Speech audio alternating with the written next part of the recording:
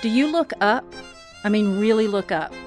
So often we go about our lives day in and day out focused on what's before us that we never pause and just look up into the sky at all the things that we can see up there. I'm your host, Leah. I'm Phil. And I'm Steve. Welcome back to another episode of Remnant Stew, where we look to the skies. If you have an appetite for the strange and bizarre, then pull up a chair and grab a spoon for another intriguing serving of Remnant Stew. Remnant Stew is gluten-free, organic, made from all natural, free-range ingredients, and guaranteed to provide the recommended daily serving of curiosity.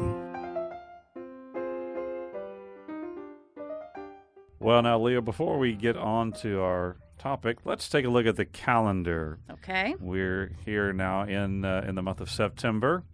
In fact, Monday, September 27th, National Chocolate Milk Day. Oh, I love chocolate milk. Yay. That's really good. Yeah, I remember in elementary school on the day that the one rare day, maybe once a month, they would have chocolate milk instead of vanilla milk. It was quite the event. National Chocolate Milk Day celebrates the creation of the sweet mixture. A version of chocolate milk, cocoa, and boiled water was first seen in Jamaica in 1494. The modern version, we know, wasn't invented until the Irish physician Hans Sloane traveled to Jamaica in the 1700s. Sloane found the hot beverage to be bitter and nauseating. That's not really what you want to write home about, is it? No. And so it wasn't until he decided to add milk to it that the modern version of chocolate milk was created. So hats off to you, Hans Sloane, for creating chocolate milk. I know Thank you. my daughter would so appreciate Hans. She loves chocolate milk. Now, Thursday, September the 30th, is a really, really important day. It's International Podcast Day. Yay! International Podcast Day celebrates the series of audio files that many have come to love. A podcast is similar to a traditional radio talk show. That's what I told all the older people in my family when I... Hey, whatever works to get them to listen. Right. I said, what? They said, what's a podcast? I said, it's like a radio show, only without the radio. Then I had to show them how to do it on their computer, but they figured it out. And they are regular listeners. How you doing, Aunt Gail and Uncle Charlie? Hey. Hey, Gail. Hey, Uncle Charlie. The subjects can vary from anything from politics to animals. Steve Lee, a podcaster, started an event in 2014, which later evolved into International Podcast Day. It's celebrated every year on September the 30th. Cool. Did you know that podcast is actually a portmanteau word between radio broadcast and an iPod? So podcast. Because it became not famous, but popular about the same time that iPods became popular. Oh, very good. Now, I like this day. Next Saturday, October the 2nd, is National Name Your Car Day. I don't know if people do this much anymore, but I know that my father always named every vehicle that he owned. For more than 20 years, he drove a 1948 Chevrolet pickup that he named Betsy. And he talked to her like she was a person. You know, Betsy and I are going to go fishing, or I bet that made up for some interesting coffee talk. Exactly right. So anyway, my wife was telling me that her father named his car Connie, but she thinks it's because he had a thing for Connie Francis. That's funny. Our kids always named our car we all, I had the mom mobiles, so we had Suburbans, and Right. Miss Bourbon was one of them, Miss Bourbon. and the next one that came after that was Bourbon Legend. Okay. But the car that I drive now doesn't have a name. Oh, except for when you've called it occasionally. Well, It's now known as the Stewmobile. The Stewmobile. Yeah, there you go. The Stewmobile. Very good. So everybody enjoy Name Your Car Day this Saturday. So, as you know, Steve, I was born and raised in Kentucky and moved Right. here to Texas as a teenager. And growing up in Kentucky, the land was hilly and Right. rocky, and I could only see just a little bit of the sky at one time between the hills. So when I got to Texas, where it's relatively flat and there are open spaces with few trees, I have to admit, I was a bit unnerved at the sky, the sheer vastness of the Right. sky, the amount of it that can be seen. And the only way I can really describe it is that I get the familiar feeling looking at pictures of the ocean drop off. Right. There's this feeling of smallness and insignificance. But great for stargazing, though. Exactly. Well, I've lived here in Texas for decades. more than I want to admit. And it's more home to me now than where I came from, but I still get taken by surprise sometimes. When I'm driving out, I come to farmland where there's no trees and you can just see for miles. Miles and Miles of Texas is an old song. That's right. The hugeness of the sky still gives me the same feeling, and I'm fascinated by it. So, we go about our days hustling here and there, and there's this all the time. There's just the huge sky above us, and there's things in the sky to be seen, amazing things. And today we're going to talk about some of those. So let's talk about some of the things you can see in the daytime sky. Ah, yes, the daytime sky. Well, according to the Farmer's Almanac, and actually farmersalmanac.com, there are several distinct types of rainbows. Love rainbows. I love rainbows. I saw one just the other day, in fact, and they're always eye-catching, aren't they? So let's learn about some of the different types of them. One's called a multiple rainbow. On very rare occasions, you might see more than one rainbow arching through the sky. Right. There could be 2, 3, or even more, though higher numbers are extremely uncommon. When this happens, there is usually one primary rainbow that is bolder and more colorful than the others, with lighter rainbows surrounding it. Interestingly, the unlit band in between multiple rainbows has its own name. It's referred to as Alexander's Band. I know there used to be an old song about Alexander's Ragtime Band, but this is a different... Yeah, I don't think that's... This is a different Alexander's Band. It was named after a 2nd century philosopher, Alexander of Aphrodisias. That's a name. Yeah. Okay. All right. We don't want to know what was going on there, but anyway. Moving right along. Moving going on. Nothing to see here. Anyway, he was the first to write about the phenomenon of double rainbows. Twin rainbows are similar to multiple rainbows with one big difference. Multiple rainbows run parallel to each other, but they are in fact separate, whereas twin rainbows, both rainbows share the same base, but split further along the arch, and they are often, the colors are reversed in a twin rainbow. That's that'd be weird. cool I've to seen, see. yeah, there's pictures, and maybe we'll post one of them. I've never seen it in real life, though. I would think that I was hallucinating or something. What did I just eat? What was in that pizza? Well, anyway. The next one is called a supernumerary rainbow, as opposed to many numbers, okay? As in many numbers, not opposed to many numbers. Supernumerary rainbows. So it's like multiple up to 3, and then supernumerary comes like +3? Yeah. Okay. This is something along those lines. This is an exceptionally rare type of rainbow. According to NASA, supernumerary rainbows only form when falling water droplets are all nearly the same size and typically less than 1 millimeter across. Then sunlight will not only reflect from inside the raindrop, but it will also interfere with the light process, a wave phenomenon similar to the ripples on a pond when a stone is thrown into it. In fact, supernumerary rainbows can only be explained with waves. Oh, wow. And their noted existence in the early 1800s was considered early evidence of light's wave nature. So That's more cool. like a kaleidoscope. Right. The rainbow tends to go out in different colors, not just necessarily stay in a line. That's crazy. That'd be cool. Now, you might not know, but all rainbows, in fact, technically are circular in shape. Right. Mostly we just see them as arches because obstructions in the landscape block our view. In other words, the horizon usually makes rainbows look like an arch. But if you're in an airplane or at a high altitude when a rainbow appears, there's a chance you would get to see the full circle instead of just the arch. This is also something you can replicate in your own backyard on a smaller scale by shooting water up into the sky from a water misting hose. But you'll get wet when you do that, but it may be worth it anyway. Then there is something called a monochrome rainbow. These rainbows are always a single color rather than the full spectrum, and they're almost always red.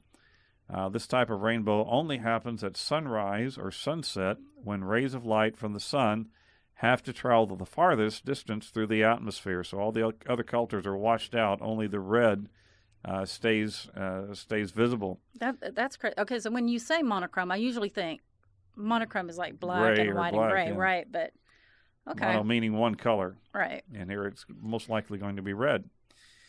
Then it is actually possible to see a moon rainbow. Like a solar rainbow, a moon rainbow appears when moonlight travels through droplets of water. The water droplets act to bend the light waves into the Roy G. Biv colors that we are accustomed to seeing with the rainbow. However, with a moon rainbow, the colors are not nearly as vivid as with a solar rainbow. Sure, yeah. In fact, sometimes the moon rainbow appears mostly as a white ring. This is due to the moonlight being only 1/400,000th as bright as the sun. If you ever wondered how much brighter is the sun than the moon, well, we got the number for you right there. 400,000 times as bright as the moon. Then there is something called a fog bow. It's also known as a ghost rainbow. Fog bows are very rare to spot. But like rainbows, the two primary ingredients for a fog bow are sunlight and water droplets. For a fog bow to form, the sun needs to be at a low angle to the existing fog in the atmosphere, usually about 30 or 40 degrees high, so early in the morning or late in the evening. This is the reason why fog bows are most commonly spotted in the mornings and evenings, or from high vantage points, high vantages that place the viewer above the fog, like on a mountain or a seaside cliff or an airplane, or even sometimes from a tall building. If you happen to work in a tall office building, occasionally you can be up above the fog and see a fog bow in those cases. So those are some of the different types of rainbows that you might encounter. Huh, very interesting. Thank you, farmersalmanac.com. I love the Farmer's Almanac. We always get one every year. So one of my favorite things to spot in the daytime are sundogs, because they're not exactly rare, but it doesn't happen often. Sundogs are parhelia. Can we call them medium rare? Very nice. Okay, that one didn't even come from Well, Phil. Phil, that was you're asleep at the switch over there. Sorry, was doing audio things. Oh, okay. Well, sundogs are glowing spots around the sun due to sunlight refracting off of ice crystals in the atmosphere. At the very least, there are two spots opposite each other on either side of the sun, but sometimes you can even see a halo around the sun connecting the sundogs.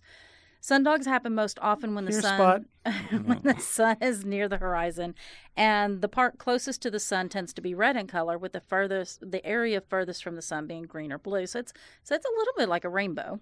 Right. The nighttime, oh my goodness. Come here, boy. Turn his mic off. The nighttime equivalent are moon dogs, but they are even rarer still because they can only occur when the moon is full or close to full. So a lot of howling going on. Yeah. Moondog. Okay. Now, I've actually heard, though, that the ancient people would see that halo around the moon, and they would anticipate rain was coming. That's true. That's true. Because it seems that it was usually accurate, because that's sometimes high moisture in the atmosphere reflects like that around the moon, and it's in leading of a front. Okay? Exactly. Here it comes. Now for today's bookshop spot, the part of the show where we take you on a virtual tour of one of the most magical of places, an independent bookshop. Okay, so Chapter 2 Books is located in Wisconsin. Yay, Wisconsin. On 226 Locust Street in Hudson. Brian and Sue Roeg opened the store in July of 2011. And Chapter 2 Books is truly a mom-and-pop store, offering new and used books, gifts, toys, and gifts. They work closely with the area libraries and schools, and in non-pandemic times, they offer... Gifts, toys, and games. I'm going to go back and correct you there. Oh, what did I say? I said gifts, toys, and gifts. The game's going to be gifts. You can buy a game and make a gift. We know where her mind is. Right. I love games. Okay, so in non-pandemic times, they offer frequent book signings, events, and children's programming like Storytime. Nice. So there's free gift wrap.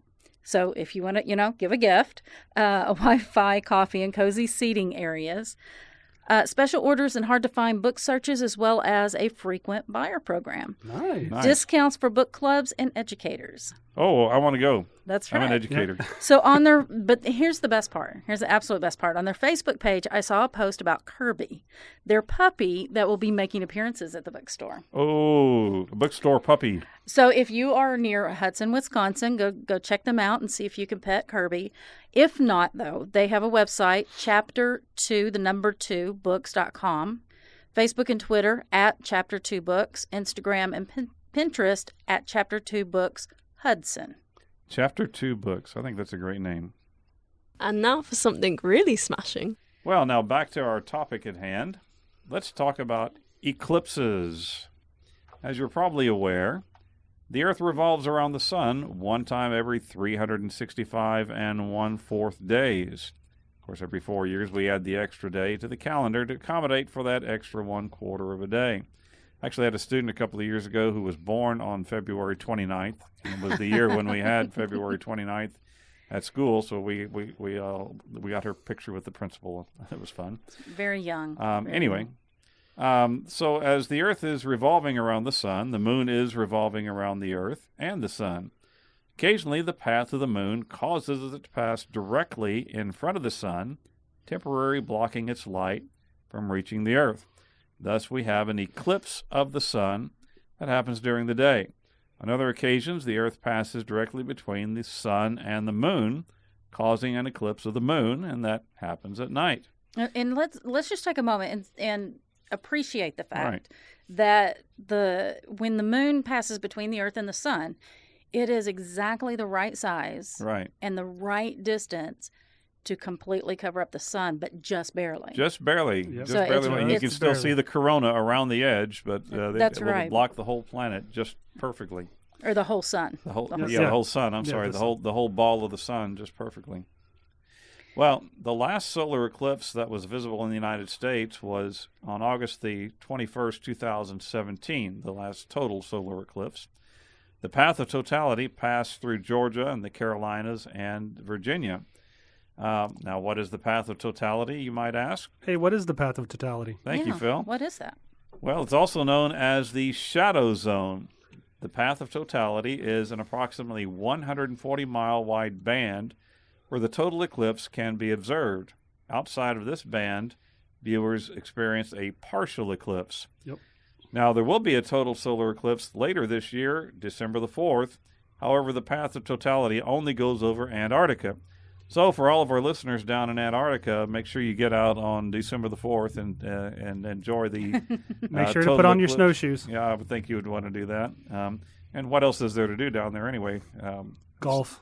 Oh, you need a black golf ball, I think, wouldn't you, though? Well, anyway. Hey, mini golf. Oh, all right. Anyway, but where am I on this page? Oh, yeah. In just 3 years from now, on April the 8th, 2024, there will be a total solar eclipse visible over much of the United States. In fact, the path of totality enters the U.S. near Del Rio, Texas, and passes to the northeast, coming through the western suburbs of San Antonio and Austin, then just to the east of Dallas, then on into Arkansas, and all the way to the tip of Maine, then on into eastern Canada. In fact, my old hometown of Kerrville, Texas, is right in the center of the path. According to nationaleclipse.com, those areas in the center of the path of totality can expect to experience more than 4 minutes of darkness.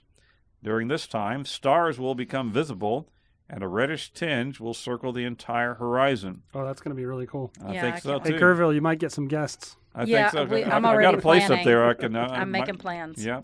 There are a lot of hills around there, and I think they would be a great viewing location to see that eclipse. So I'm really looking forward to that. So we don't want to leave out our British listeners. While we in the U.S. have a great chance to see an eclipse in 2024, the U.K. will have their chance much sooner. There's a solar eclipse that will take place on the 25th of October, 2022, so in a year from now, where it'll be visible across Europe, Northeast Africa, Middle East, and West Asia. Ooh.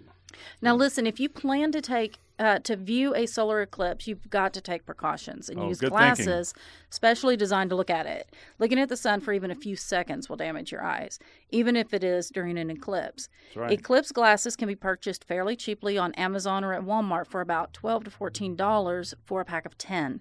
But please make sure that they are ISO approved. ISO stands for International Organization for Standardization, and the glasses you purchase should have ISO approved written on them somewhere.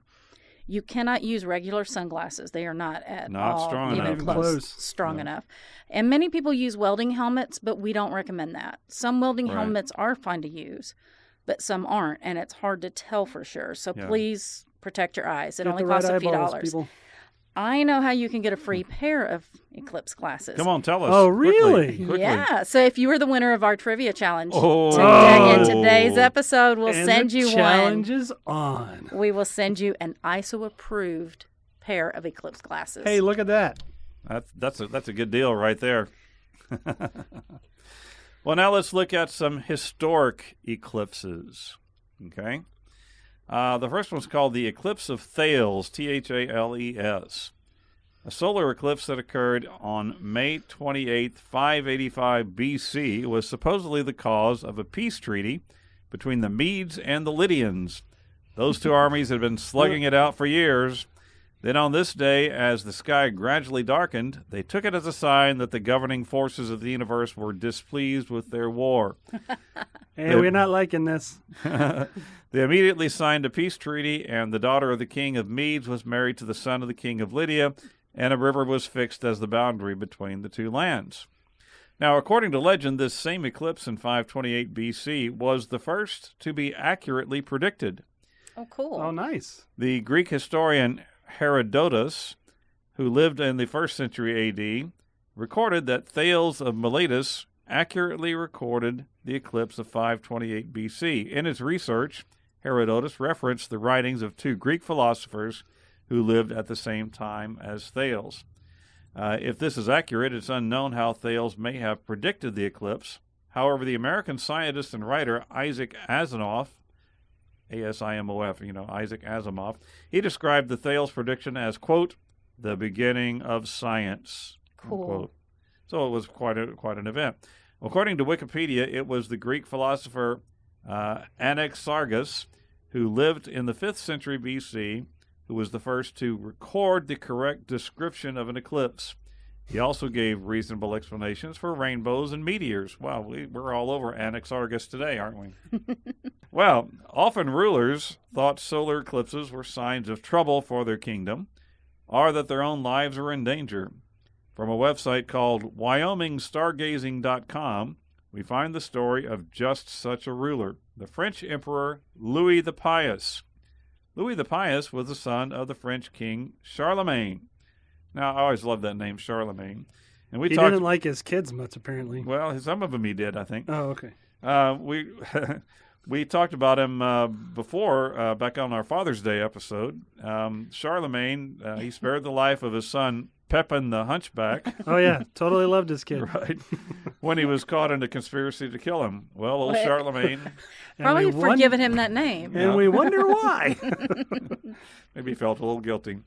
But he had other sons, too, Charlemagne did. And one of them was Louis the Pious, who was also called Louis the Debonair. Pepin certainly got the short end of the naming rights of that family. Anyway, Emperor Louis the Pious came to rule most of Europe when his father Charlemagne died in 814 AD. His reign was filled with internal conflict and civil wars. Emperor Louis had 3 sons who were kings in his empire. They fought with each other over who would be named to the heir to the empire when Louis died. Louis heavily favored his son Charles, which amplified their rivalry. Yeah, you don't be picking sides with your kids now. Favoritism always works out, right? Louis the Pious was a very religious man, and he felt great remorse for some of the atrocities that were committed at his command. One day he witnessed a solar eclipse. The emperor viewed this as a sign that God was angry with him and that his end was near. Emperor Louis was so scared of the eclipse that he fell very ill, which eventually led to his death. His kingdom broke into civil war, and his sons all tried to gain control. Finally, the Treaty of Verdun was signed in 843 AD, and it brought an end to the civil war by splitting up the empire into large areas that would become Germany, Italy, and France. So those countries their existence kind of is started with an eclipse. Yeah, and eclipses apparently are very bad on, are very hard on bad consciences. Evidently. Now, come forward in time a little bit. We get to Christopher Columbus. Christopher Columbus's last voyage to America in 1503. He and his crew were stranded on the island of Jamaica for over a year. With his ship badly damaged and the food supply was low, Columbus traded with the Native Americans for food. But after a while, the natives grew tired of feeding him and his crew, and they refused to supply him with any more food. Now, Columbus knew, according to his navigation charts, that there was going to be a lunar eclipse that would occur on February 29th, 1504.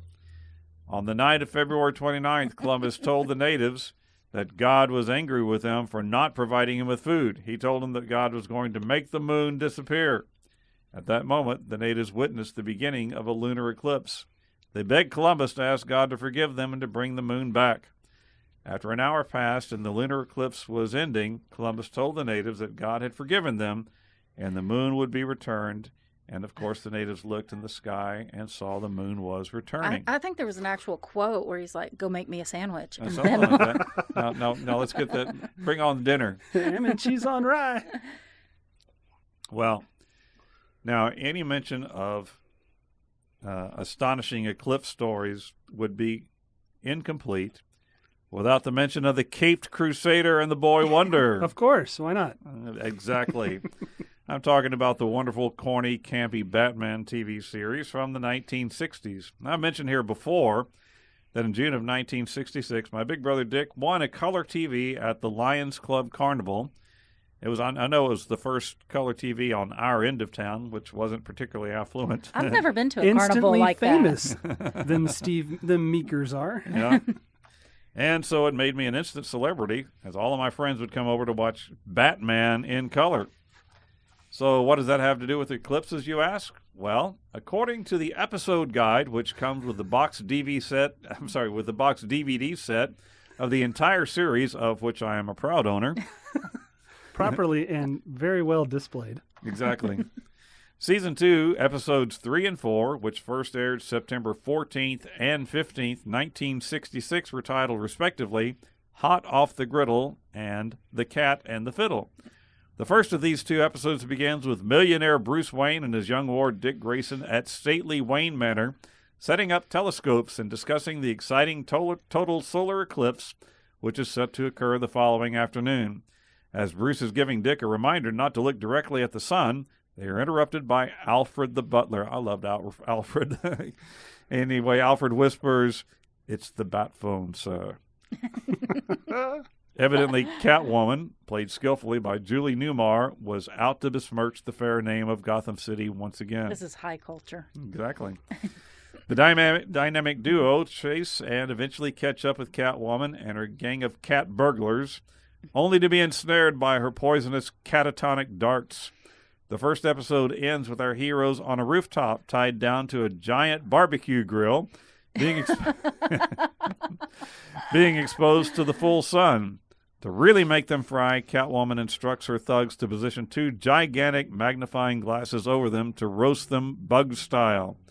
Catwoman then makes a couple of tasteless puns about fried birds and bat on a hot tin roof. The episode ends with bat kebabs? I mean, come on, really. It ends with us hanging there, wondering how in the world Batman and Robin are going to get out of this mess. In order to find out, we had to wait until tomorrow. Say it with me. Same bat time, same bat channel. Well, at school the next day, that was all the buzz among my friends. How are they going to get out of this one? So the following night, the second part begins with a quick recap as well as that wonderful theme music. That's got to be the greatest openings of any TV show ever, I think. Then coming in from the commercial break, we see our heroes struggling vainly to loose themselves from the ties that hold them down. "Looks like this is it, Batman," says Robin, who is notably developing a sunburn. It was magnified, wasn't it? Exactly. "Not yet. We have one chance," says Batman. "The solar eclipse is set to begin in 10 seconds. When it occurs, reach up with your feet and adjust the angle of the magnifying glass exactly 14 degrees to your left. Any more or less, and you will reduce your hand to an ash." Your other left. Immediately, the sky darkens into the totality, and our heroes are seen carefully moving the magnifying glasses the exact distance. When the sun returns from behind the moon, its rays are now focused exactly on the ties containing the heroes' left hands. Ooh, that's hot. Soon the ties begin to smolder and dissolve, and before long, Batman and Robin are free. Then there's this really, really wonderful exchange between the two. Robin says, "That was the closest call we've ever had, Batman." Batman says, "I wasn't concerned. Have you ever wondered why we always manage to escape from the nefarious tactics of our underhanded foes?" Robin says, "Because we are smarter than they are." Batman says, I prefer to believe it's because our hearts are pure. Oh, my gosh. Oh, wow. I remember watching reruns of Batman.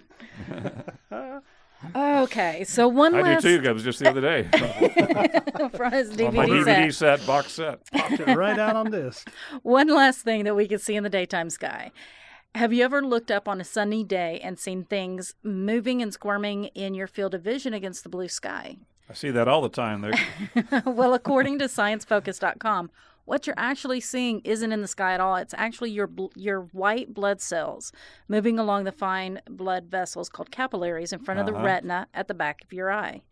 This experience is called the blue field entoptic phenomenon because it's especially noticeable when looking into a bright blue light such as the cloudless sky. So if you've never seen it, get outside and try it. So they're not just floaters. I thought that's what they were. I've got quite a few of those. I don't have to look in a blue sky. They're a little bit different. The floaters, them right now, actually. The floaters don't move as fast as you. I see. Okay. And now for something completely off topic and off kilter. Brace yourself for the oddity du jour. All right, we've got a great oddity today. Leah, I love to travel. Right. I know that many have been itching to get out and explore again after being cooped up with the pandemic for a while. Well, this past July, my wife, along with my sister and brother-in-law, spent a few days up in Chicago. I really love Chicago. It's such a fun city. So interesting. The architecture is really, really amazing. So many astounding buildings and structures. It's just mind-blowing. We were hoping to actually take an architectural walking tour, but the spaces were all filled up. I guess we weren't the only ones who were eager to get out and explore. So with that tour being full, we signed up for the Gangsters and Ghosts walking tour. That sounds amazing. Nice. of Chicago's downtown Loop area. We learned and saw a good deal about Al Capone's shenanigans and also about a riverboat disaster. In fact, the hotel we were staying in, Al Capone shot his dentist in. His dentist was his drug connection. And, anyway.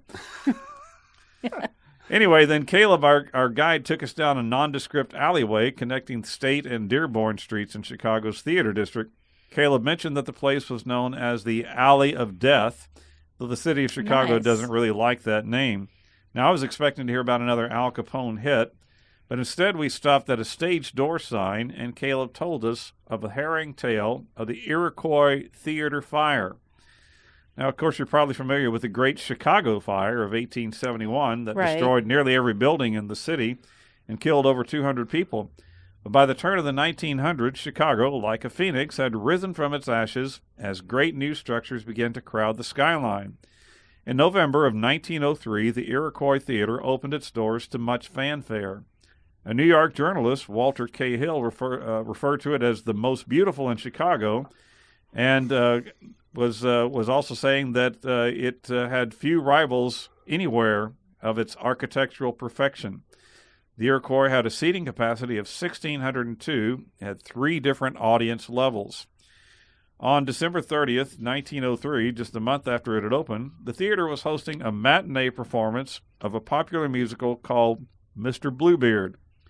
Not only was every seat filled, an additional 500 standing room only tickets were sold. Goodness, 500. The standing room areas were so crowded that some patrons sat in the aisles, blocking the exits. Due to the performance being on a school holiday afternoon, the majority of the audience members were women and children. At some point around 3:15 in the afternoon, an electrical light shorted out, which sparked the nearby stage curtain to catch fire. The theater was fitted with an asbestos curtain, which was designed to contain any fire to the stage area. However, when this curtain was lowered, it hung up on a light fixture and only lowered about 1/4 of the way down. The flames from the stage curtain quickly spread to the scenery and other stage props. The lead actor tried to calm the audience, but several other actors decided to get out of the theater by means of the stage door. When this door was opened, the cold wind from outside was sucked in, which caused the flames to leap from the stage into the audience with the force of a flamethrower. Oh, man. Many audience members were burned to death in their seats. And panic ensued as the remainder of the audience members tried to locate the theater exits. Unfortunately, those exits were not marked. Several more people were able to locate the exits but were unable to open the doors. People continued to crowd around these doors as the theater filled with smoke and fire, but the doors still would not open. They had been designed to open inward, not outward toward the street. Oh, goodness. By the time this was discovered, it was nearly impossible to open the doors due to the crush of people crowding around them. People who were in one of the balconies found their access to the lobby had been blocked by sliding metal gates, which were designed to prevent people with a balcony ticket from sneaking down into the lower bowl of the theater. With this pathway blocked, many from the balconies did manage to locate an upper exterior door, which led to a metal stair-step type of fire escape that was affixed to the outside of the building. The fire escape, though, was not able to handle the load of people who now suddenly crowded it on its steps and landings, and without warning, it suddenly crashed to the alleyway below, killing many who were on or below it at the time. And then many more people who were still inside the now smoky, dark theater couldn't see this, and they continued crowding toward that same open door, only to step into empty space and fall some 40 feet to the alley below. In fact, many of the survivors were those whose falls were broken by the pile of dead bodies that they landed on. Wow. Many others were able to escape through the coal hatch and through a dressing room window. At the end of the day, 575 people died from either flames, smoke inhalation, being trampled in the panic, or from falling out of the upper fire escape door. More than 100 of these were burned beyond recognition. That's more than twice as many people that died in the Great Chicago Fire when the whole city burned has died in this one theater fire. An additional 30 people would die in the following days from the injuries that they sustained. So over 600 people died from this event. As news spread about the Iroquois Theater fire, theaters around the country and in Europe were closed and retrofitted with doors which opened outward, clearly marked exits, and strength-tested fire escapes, and standing room only was nearly eliminated.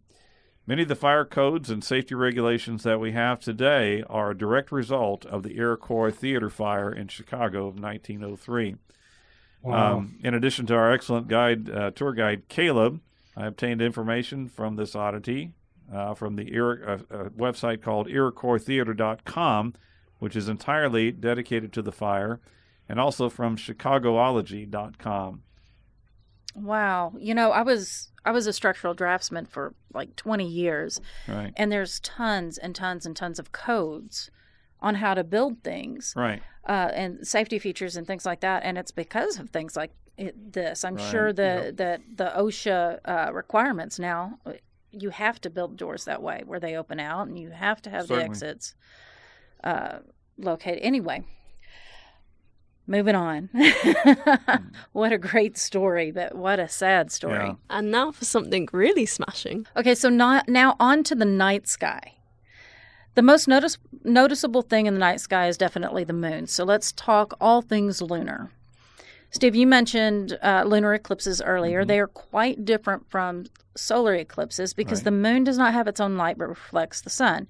So once it gets into the Earth's shadow, which is what happens during a lunar eclipse, then it goes completely dark. Lunar eclipses don't happen more often than solar ones, but because the Earth's shadow is so big, the moon spends a lot more time in it, and it can be seen by a whole lot more people than can see a solar eclipse. That's because with a solar eclipse you have to be right in that path of Earth makes totality. a bigger shadow. That's right.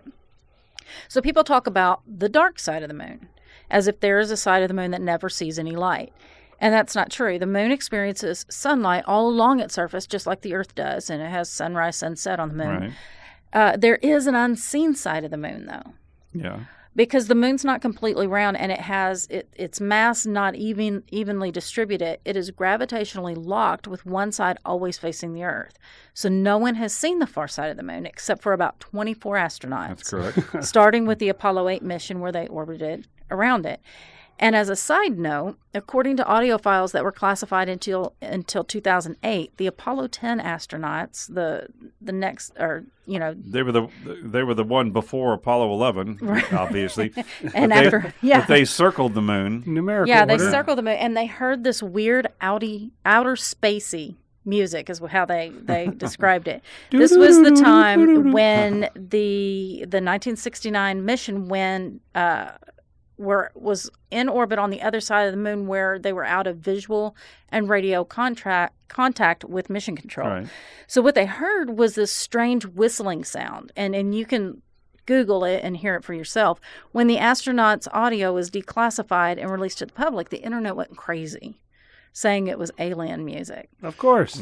So, but as it turns out, it was found out to be nothing more than interference. And that's what it sounds like. It just sounds like radio interference between the VHF radios on the two different vehicles. It was a phenomenon that later astronauts were told to expect. So it wouldn't come as a surprise to them.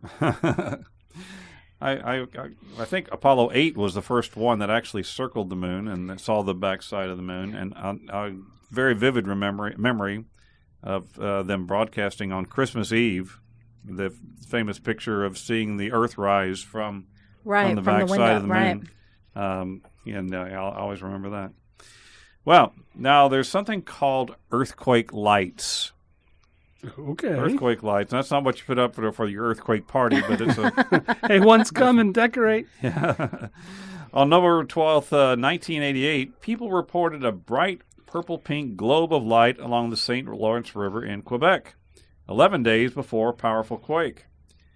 In Pisco, Peru, the lights were bright flashes that lit up the sky, captured in security camera video before an 8.0 magnitude quake in 2007.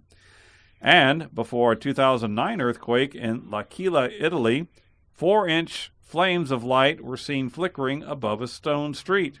Okay, that sounds so weird. According to the United States Geological Survey, usgs.gov, phenomena such as sheet lightning, balls of light, streamers, and steady glows reported in association with earthquakes are called earthquake lights. Geophysicists differ on the extent to which they think that individual reports of unusual lighting near the time and epicenter of an earthquake actually represent earthquake lights. There seems to be some discrepancies among the scientists in this field of study. In fact, some doubt that any report contributes solid evidence at all, whereas others think that at least some reports plausibly correspond to earthquake lights. Physics-based hypotheses have been proposed to explain specific classes of earthquake lights, such as those that are in the immediate vicinity of the causative fault or at the time of a major earthquake. On the other hand, some reports of earthquake lights have turned out to be associated with electricity arcing from power lines shaking. So, it could be that's what some people are seeing. However, according to National Geographic, documented cases of earthquake lights have been recorded as far back as the 16th century, so those definitely were not power lines. Right. They cite a 2014 study in Seismological Research Letters. Don't look for that magazine at your barbershop. It probably wouldn't be there with the People magazine. It's more like a professional peer magazine. Anyway, they investigated 65 different reported earthquake lights in order to try to find patterns and causality. They concluded that the lights are caused by electric charges in certain types of rocks during seismic activity. It seems like basalt and gabbro rocks, for example, have tiny defects in their crystals that could release electrical charges into the air. The conditions that lend themselves to the lights exist in less than 0.5% of earthquakes worldwide. The scientists estimated, which would explain why they are relatively rare. So it's only where those specific rocks are located that would have that crystal formation. They also noted that earthquake lights are more common before or during quakes, not so much afterwards. So it may be the preliminary movements that are causing the chemical reaction. I don't know if that's the right word, but the reaction of the crystals in the rocks to emit some kind of electric charge. Yeah. Immediately before or during an earthquake. Cool. I would love to see that. Interesting. Well, I don't have an official bucket list, but at least not one that I've written down. But sometime in my life, I want to go see the Aurora Borealis. Right. Otherwise known as the Northern Lights. The lights are created by disturbances in the magnetosphere caused by solar wind, which I won't even pretend to say that I understand that. But it has to do with ions getting agitated and producing light. The northern lights are unpredictable, so if you plan on seeing them, perhaps book a stay at an Icelandic hotel. Many of them, and I think this is so cool, have options on their in-room telephones to request a wake-up call when the lights are visible. Oh, nice. Wake-up call for the northern lights. And so listen to this. The northern lights vary in their intensity and colors depending on various atmospheric conditions, but a certain phenomenon was recently discovered that looks and behaves very aurora-like, but has some key differences. According to space.com, these lights are visible from areas further south than typical aurora, and it looks like a ribbon of pink or mauve light, and sometimes it even has like this picket fence appearance with green columns of light passing through the ribbon. So the funny thing is scientists did not know what to call this phenomenon, but apparently they were all fans of the animated movie Over the Hedge. Because in this one scene, the animal characters come to a large and looming hedge, something they've never seen before, and they're all intimidated by it. They agree that it would be less intimidating if they knew what to call it. So one character, that crazed little squirrel, names the hedge Steve. Oh, that's not intimidating at all, is it? And they all agree to call it Steve. He says, Steve, it's such a pretty name. So scientists decided to also call this newly discovered light phenomenon Steve. Oh, great. And later the name was made into an acronym standing for Strong Thermal Emission Velocity Enhancement. And of course. Well, they've got to find something. Yeah. But I think that's what's officially known as a backronym. When you Backronym. When you make up stuff to fit it. Make up an acronym to call it what you really want to call it in the first place anyway. So so one of these days maybe I'll get to go see Steve. Yeah. Hey, look, it's Steve. Okay, so in areas where light pollution is low, you can sometimes spot our galaxy, the Milky Way. Man, I saw it last week. I was way out in West Texas. I'm so jealous. Way out in West Texas, and it was like you could reach up and touch it. It was just really, really stunning. Well, it's called the Milky Way simply because it looks like someone spilled milk across the sky. Yeah, exactly. Our galaxy is a spiral, and we are in it so that from our vantage point, we are looking through the expanse of the galaxy and seeing the billions and billions of stars. Billions and billions. Not as individual points of light, but as a faint glow. So if you're in the northern hemisphere and want to see the Milky Way, take a trip out to the country, away from any large cities, wait until the wee hours of the morning on a clear, cloudless night and look up. The Milky Way will stretch across the sky, across all of the zodiac constellations like Leo, Virgo, Scorpio, and so on. So one of the easiest constellations to spot is Cygnus, the huge goose that flies the Milky Way. I never heard of the goose in the zodiac, though. Is it a different? Well, it's not not part of the zodiac, but it is a constellation, and it flies towards Sagittarius. And Sagittarius, if you look at it, it looks part of the constellation looks like a teapot, and it looks as if the Milky Way is the steam coming out of the teapot. Oh, very nice. Now, you can see the Milky Way out at your house, can't you? You can at like maybe 2 a.m. on certain nights. Okay. It just depends. Very cool. All right, let's change the subject a bit to other sky phenomenon.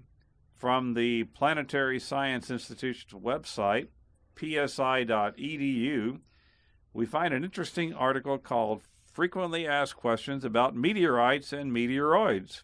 You might be wondering, what's the difference between asteroids, comets, meteoroids, and meteorites?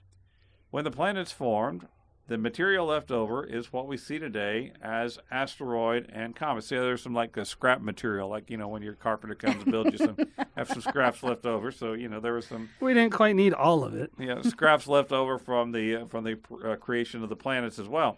The comets probably have not changed much since the formation of the solar system. The same is true for the bigger asteroids, but the smaller asteroids probably are the result of collisions of larger asteroids. When asteroids break up, they make smaller, rocky objects called meteoroids.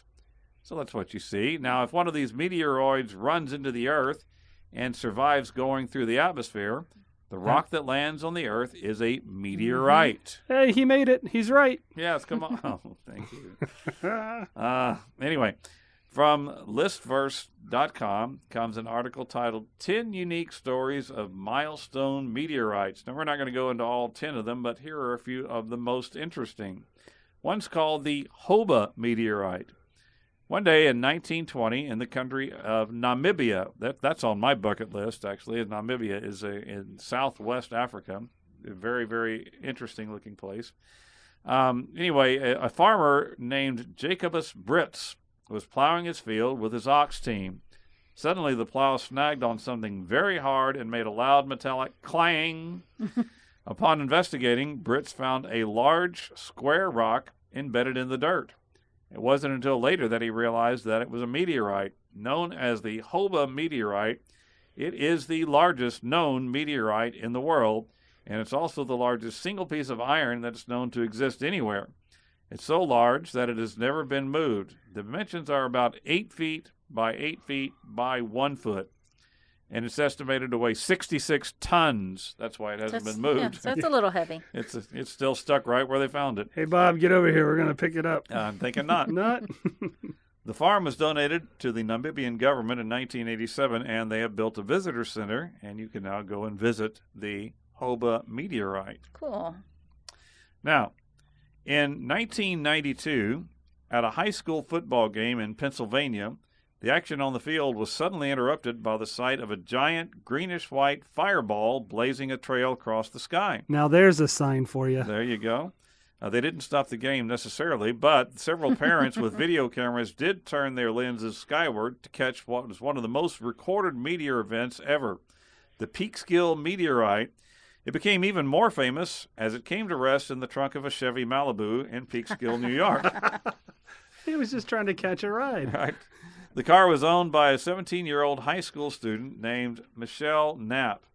She was watching TV when she heard a thunderous crash outside. She ran out to investigate and found that her Malibu's trunk was twisted and battered with a hole through it. A rock the size of a bowling ball was under the car, embedded in the driveway, and it was still smoking and smelled of rotten eggs. Fortunately, it just missed the fuel tank. Well, everyone said the Malibu was smoking hot. Yeah. Anyway, at first, Michelle thought that it was one of her schoolmates had played a rotten prank on her, and so she called the police and reported it as an act of vandalism. However, she was informed that vandals can't actually throw rocks completely through cars. So the following day, a curator from the American Museum of Natural History in New York City confirmed that the object was, in fact, a meteorite. Now, fortunately for Michelle, she was offered $65,000 for the meteorite and the car, and both have been on display throughout the world. Since Wow, that that's, you know. Wait, what year was this? 92. She got ripped off. 92. And so, you got to think, though, she was sitting in her living room, and the thing comes crashing through her car sitting in the driveway. You got to realize, well, you know, what if it hit the house? That was a pretty close call. That was pretty amazing. Well, actually, in October 1972 is the first and only meteorite fatality, at least the only one that's known in history. It was recorded in a small village of Trujillo, Venezuela, and the victim, a dairy cow. Oh. Nobody saw the meteorite fall, but the sound was unmistakable, a massive sonic boom that's caused when a meteorite explodes into fragments in the upper atmosphere. The next morning, the owner of the farm, Argamiro Gonzalez. Yeah, Argamiro Gonzalez was woken up by one of his farmhands. The man was babbling about killer rocks. And when Gonzalez investigated, he indeed found a bloody rock in one of his fields. Beside the rock was a very dead cow. Its shoulder and neck had been crushed to a pulp. The cow was promptly eaten, and Gonzalez used the murderous mineral as a doorstop for the next several years. One day, an astronomer came by to examine it and declared it to be a fragment of the Valera meteorite that had broken up over Venezuela around the same time. The Valera meteorite has changed hands a few times, and in February of 2021, it was sold through Christie's auction house for $20,000. But wait, That's funny. did the guy who got his cow killed get anything? Well, he got like beef. I think he got he got a hamburger or two. got some steak for a while, but I think he did get some money initially. But since that time, it's been sold many more times. Yeah. That story reminds me of two stories. Okay, so not too many years ago, there was a huge meteor that was caught on a lot of cameras in Russia. And and they were saying it was like the size of an oven or something. I mean, It's very spectacular. It was coming through the sky, and it is super early in the morning on everybody's commute to work. And there they have a lot of dash cams, and it exploded over before, and well, I was going to say before it hit, I think fragments of it hit everywhere. But the explosion caused a lot of windows to break and everything. So my son was, I guess he was probably about 12 at that time, and I was showing him videos of it. And he goes, do you think it was really loud? Because the videos we were watching were dash cam, and there's no sound. No audio. He goes, do you think it was really loud? And at that time, I mean, that specific moment, we heard bam, like this. And we looked at each other. Somebody was shooting fireworks off in our neighborhood. Yes, it was loud. Well, it was loud.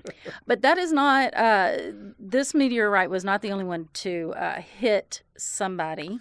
Oh, there has been another one. In the Sylacauga, I think, meteorite fell on November 30th, 1954 at 12:46 local time. Now listen, in Oak Grove, Alabama. It came through a roof and hit a lady that was laying on the couch, Ann Elizabeth Fowler Hodges. She was taking a nap on her couch when, I mean, can you imagine waking up? And the bruise that she has is unbelievable. You could look her up. Ann Elizabeth Fowler Hodges. But she survived. it. Yeah. So not a fatality, just a beating. Yeah, not a fatality, but she did. I mean, can you imagine? Oh, my gosh. Ouch. What happened to you? Oh, I guess, Yeah, meteor. what are the odds? Okay, so not everything you see in the sky, day or night, is natural. I remember one night, okay, so this is funny. Several years ago, coming home after dark, my husband and I were crossing the mile-long bridge it takes to get to our house. Right. It goes over a lake that we live on, and we saw something really weird in the sky. It was moving east to west, and it was traveling really fast, and it was brightly glowing. And it was leaving this trail, like this contrail of burning material, and we just stopped the car and was looking at it. We couldn't tell what it was. I mean, I've seen satellites, and this was way too bright to be a satellite and way too close to be a satellite. It wasn't a meteor because they burn up quickly, or they just travel super quickly. This thing was, leaving this glowing trail behind it. So we watched it for Winnebago. Yeah, it looked about to be that big. Yeah. And so we watched it for a couple of minutes, and finally my husband figured out what we were seeing. We were seeing the reentry of the space shuttle. Oh yeah. That would be cool. So once we figured it out, we got, we raced home. We turned the car back on. We raced home and put on the TV just in time to see the shuttle land in Florida. So we were 2 miles from our house, and in that time it traveled across several states and was landing in Florida. What a great program the space shuttle was. Yeah, yes, it was. Yeah. Learned. So did you know that on any given night you can look up and see all kinds of satellites? There's about 2,000 active satellites up in space, along with a ton of space junk trash left over from launches and satellites that no longer work. So all of these have the potential to reflect the sun's light back to your eyes. So how do you know, or how do you find a satellite? And you have to be patient. A satellite looks just like a star, though it's about as bright as a star. Right. And it moves slowly across the sky, and it can move in any direction. Now, if it's moving around in different directions, you got something entirely different on your hands. But a satellite will move in a straight line, but it might north to south, east to west. It doesn't matter. I mean, it could be in any direction. And that could be a different episode. And that is in the next episode. We are going to talk about that in the next episode. So if you're looking at constellations, you might notice that just one star won't stay put. That's a satellite.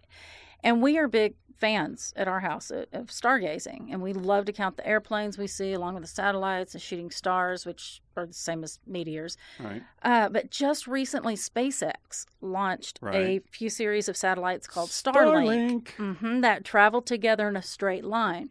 So they're great to see. They're great to catch a glimpse of. But if you don't know that they're there, it's a little disconcerting.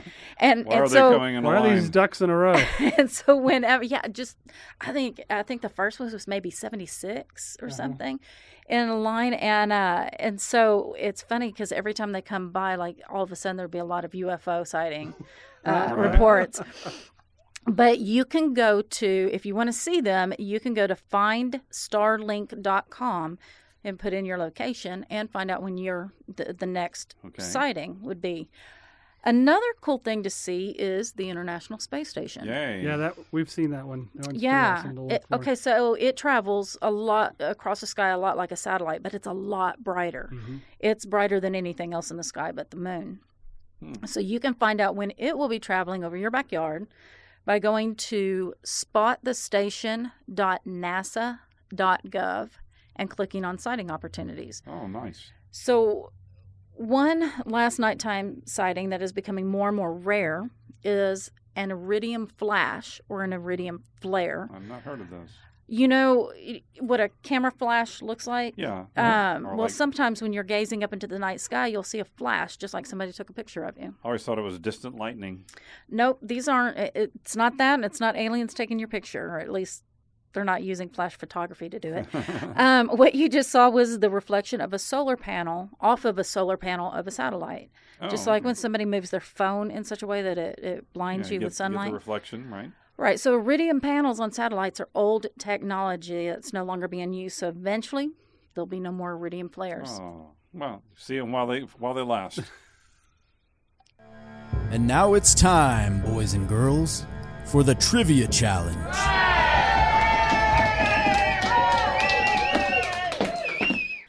Okay, so we have a winner for our Trivia Challenge. Yay, winners. Yeah, for a Mind Games Trivia Challenge. The question was, I am looking at a picture of a small little statue of a naked man with distorted features. His hands and face are huge compared to the rest of his body, and his tongue is protruding. Tell me the name of the statue and what he has to do with the brain. You mean somebody knew that? Somebody knew that. Wow. It was Anna Arnold. Must be medical. Yes, she's studying to be a nurse. Oh, great. And she said it was the cortical homunculus. It is a cartoonish man, and it just shows... it's weird. Yeah, it is weird looking. Yeah, Google it. Cortical homunculus. Or Sorry, homunculus. Anna, you had to suffer through that. And thank you. She says she was really sick of looking at this through all of her studies. Well, I'm glad it paid off for her. Now she wins a pair of socks. But the reason that he's so distorted is that all of the features, his hands, his feet, his tongue, and all of that, are exaggerated because it's showing the nerve endings that they have compared to other parts of the body like the torso. So, good job, Anna. Way to go, Anna. So we have one winner for 2 trivia challenges. How does that work? Okay, you mean the same person won both of them? The same person won both of them. Wow. So way to go, Tom Gregg. Oh, Tom. he's highly educated, I will say you that. Oh, he can Google what the best of them is what you're saying? Exactly.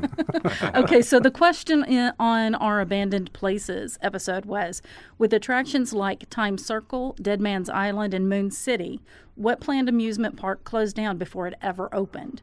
And he had the right answer with Space City, USA in Huntsville, Alabama. Space City. Wow. And then on our Runes and Ciphers episode, one of my favorite episodes, right. We had the question, in 2013, Queen Elizabeth posthumously pardoned this mathematician, computer scientist, logician, and cryptanalyst. Huh? Who was it, and what did they do to help win World War II? Oh, it wasn't Pythagoras. And so, no. No theorems here. No. Yeah, the time difference is a little bit. But the answer was Alan Turing. He worked at Bletchley Park. Right. You know, we talked about the Enigma code. Yes. He helped break that Enigma code, the Nazi crypto machine. During the Second World War, Turing was a leading participant in the breaking of German ciphers at Bletchley Park. So good job, Tom. Nicely job, Tom. Gregg. Thank you. All right, everybody, hold it down now. Hold it down. You know what the rules are. Like and follow our Facebook page at Remnant Stew Podcast. Like and share this episode post. Put your answer to the Trivia Challenge question in the comments of that post. The first person to do all that will be the winner and will be mentioned in an upcoming episode of Remnant Stew. And will receive a pair of eclipse glasses. Yeah. So I love this question. This comes from Harbin Gould. Yay, Harbin. In 2019, this object that is older than the sun was found in Costa Rica after a fireball was seen in the sky. What was it? And what made it so unusual? Ooh, that's a great question. Remnant Stew is created by me, Leah Lamp. Dr. Stephen Meeker and I research, write, and host each episode, along with commentary by Philip Sinquefield. Mm-hmm. Our audio is also produced by Phil. Our theme music is by Kevin MacLeod, with voiceover by Morgan Hughes. Special thanks to Judy Meeker and Harbin Gould. You can connect with us through our Facebook and Instagram, and if you have an idea you'd like to hear us cover in a future episode, send us an email to staycurious@remnantstew.com. Now, before you go, please hit the subscribe button so you won't miss an episode. Head over to iTunes and leave us a review. It means the world to us. We really love seeing those reviews. Share Remnant Stew with your friends, family, your taxi driver, and your favorite spaced-out neighbor. Until next time, remember to choose to be kind and always stay curious.